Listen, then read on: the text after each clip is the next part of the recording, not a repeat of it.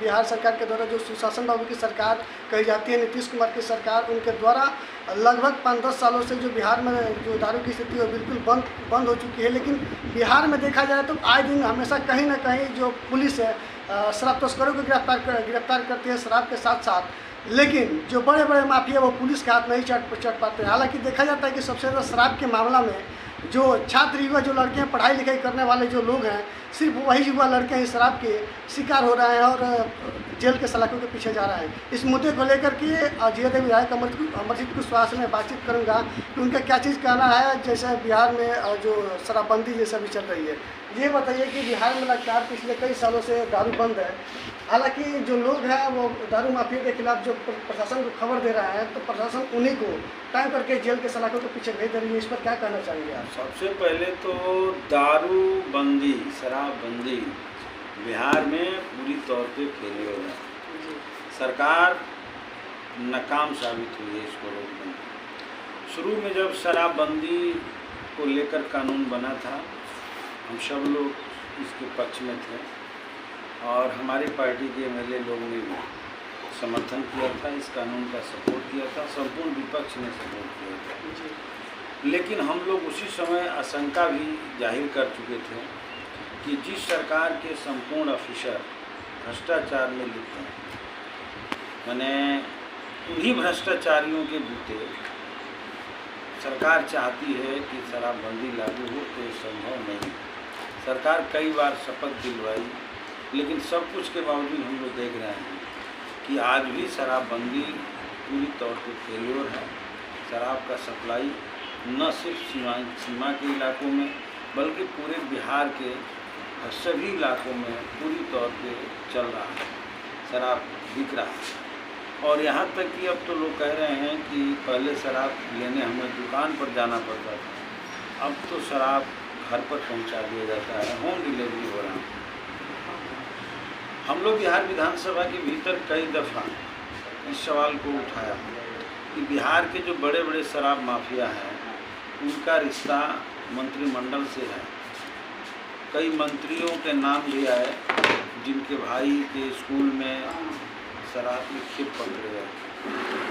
तो हम लोग कहते रहे, पूरे विपक्ष से बात कहते रहा कि बड़ी मछलियों पर कोई कार्रवाई नहीं हो रहा है, सिर्फ कार्रवाई के नाम पर खाना पूर्ति हो रहा है और नए नए नौजवान जो बेरोजगार हैं या गरीब गुरबे परिवार के लोग जिनका कोई सहारा नहीं है, वैसे लोग, हालांकि मैं नहीं कहता कि वो लोग बिल्कुल निर्दोषी हैं, सब लोग, उन लोग को भी दोष है, लेकिन वो लोग जेल में जाते हैं। जेल उन्हीं लोगों से भरा हुआ है, न्यायालय का स्थिति बिल्कुल ख़राब हो गया है, केस टेकअप नहीं हो पा रहा है, तो ये स्थिति पैदा हो गया है।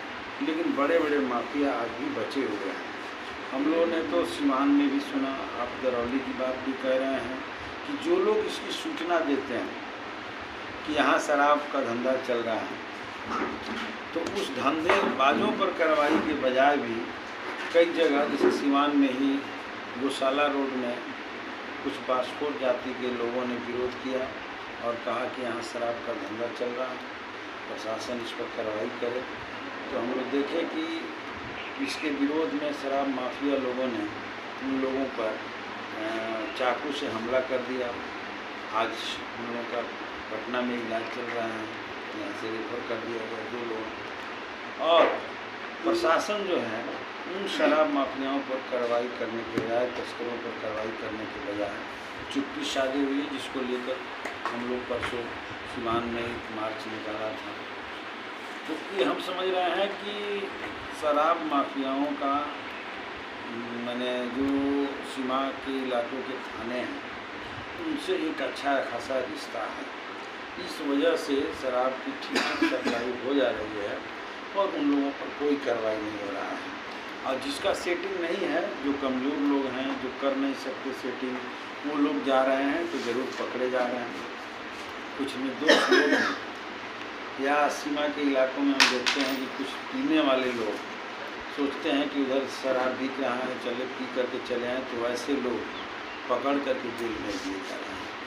तो मेरा साफ मानना है कि अगर शराब पूरी तौर पे बंद करना है तो सबसे पहले बड़े बड़े माफियाओं पर कार्रवाई होना चाहिए तस्करों पर कार्रवाई होना चाहिए, ताकि वो लोग इस धंधा पर ब्रेक लगाएं। तो हम समझते हैं कि शराबबंदी लागू हो सकती है। लेकिन एक बात ये साफ है कि बिहार सरकार के जो ऑफिसर हैं वो एक तरह से करप्शन में डूबे हुए हैं। अब देखिए ना, हम लोग जा रहे हैं तो लोगों का शिकायत आ रही है जनता के बीच से कि हम खारिज दाखिल करवाना चाहते हैं तो हमसे पैसा मांगा जा रहा है। नौजवान कह रहे हैं कि हम पासपोर्ट की इंक्वायरी करने जा रहे हैं, हमारा इंक्वायरी आ रहा है तो थाने में पैसे मांगे जा रहे हैं।